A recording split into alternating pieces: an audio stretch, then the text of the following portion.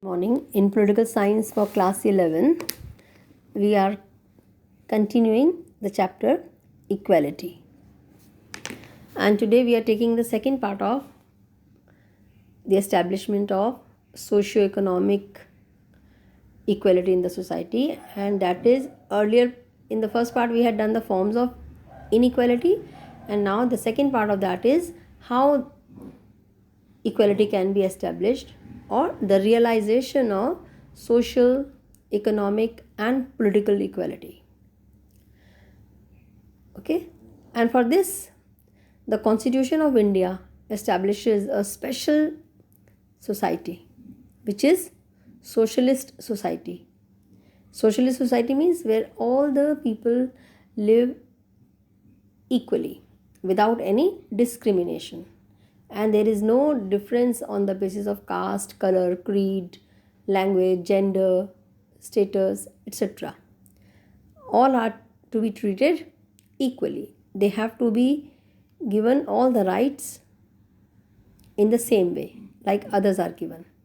So the discrimination on the basis of caste, color, creed, religion, language, gender, place of birth, etc. is not considered at all. And the framers of our constitutions made special provisions for the safety and emancipation and security of the especially the oppressed people or caste or classes, like rigid caste system, untouchability, in the past did not allow the lower caste people to use or enjoy even the basic needs also. So now it is stopped to a great extent. Legally it is stopped completely, but practically also we do not see any discrimination now, especially in the cities, towns, metro cities, etc. Now next topic is safeguards to ensure socio-political equality.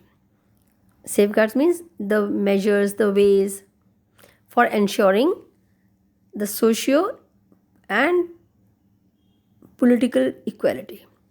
For this, these are the provisions that have been made. Like untouchability, that has been abolished under the Civil Rights Act in 1976. Now, if anybody is treated on the basis of untouchability, that behavior is punishable. Offense, that is an offense now. Then no person can be deprived of the use of public place. Anyone can make use of the public place like shops, market, railways, and a bus stop, movies, movie hall, malls, etc. Any person can go and use any public place or property, and no one can stop them.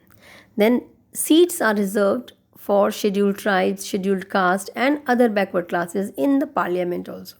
A particular number proportion is kept safe to be filled up by the representatives of such classes only, that are scheduled caste, scheduled tribes, and other backward classes.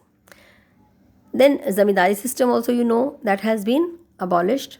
Landlords, they are not having unlimited stretches of land.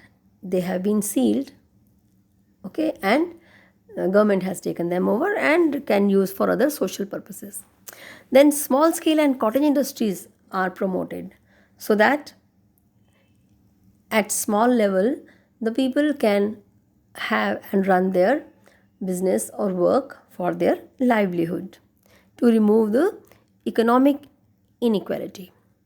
Then around 55 lakh landless rural people, of whom 36% were scheduled caste and 15% of scheduled tribes, they have been given cultivable land from the government.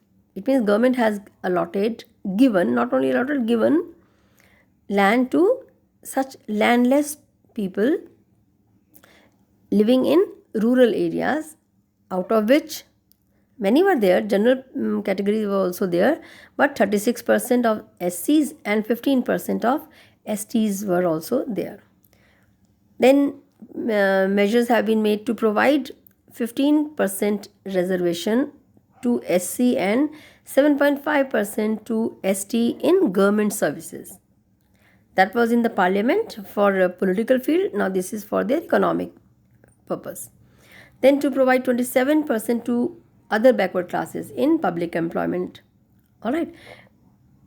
And the Supreme Court has inserted, very good step, has inserted a clause by removing the creamy layer. I'll tell you the meaning of creamy layer. By removing the creamy layer from receiving the benefits of reservation. Creamy layer, children, is that group of people who basically belong to scheduled caste or scheduled tribes and other backward classes, but now they are not economically weak or poor or deprived. They have enjoyed, they have used all the reservations from generation to generation, and now they are in very good position economically, socially and politically, so they do not need any kind of reservation for their upliftment. They have already been uplifted. So such people are coming under creamy layer. Creamy means the rich layer, cream, the all the good parts of milk is in the cream only.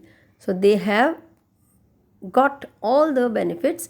Now they will not be entitled to get any more benefit from such policy for scheduled caste and scheduled tribes. Such policies will be beneficial for those who at the moment also need them. So this provision was, and a clause was added by the Supreme Court. Now next is, for safety of tribal communities, special provisions have been made for the administrative control of tribal areas, especially in the states of Assam, Meghalaya, Tripura and Mizoram, where most of the tribal communities are still living. So their areas are under special supervision of administrative control so that they are not exploited.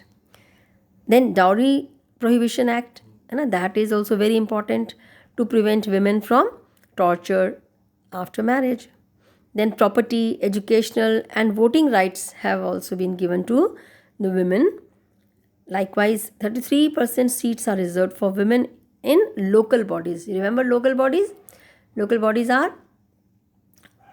rural local bodies and urban local bodies.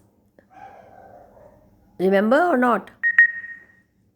Like your municipalities, municipal corporation, panchayat system, and etc. So there also 33% seats are reserved for women to represent their area. Then economic field, equal pay for equal work, minimum wages acts, and etc. are some of the steps taken by the government to bring or to establish socio-economic equality in the society. And establishment of economic equality is essential.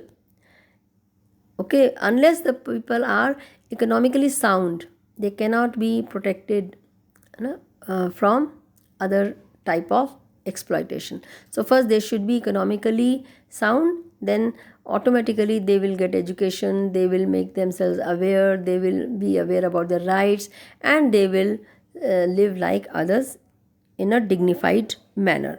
So establishment of economic equality is essential and is the hallmark of socio-political equality. Thank you.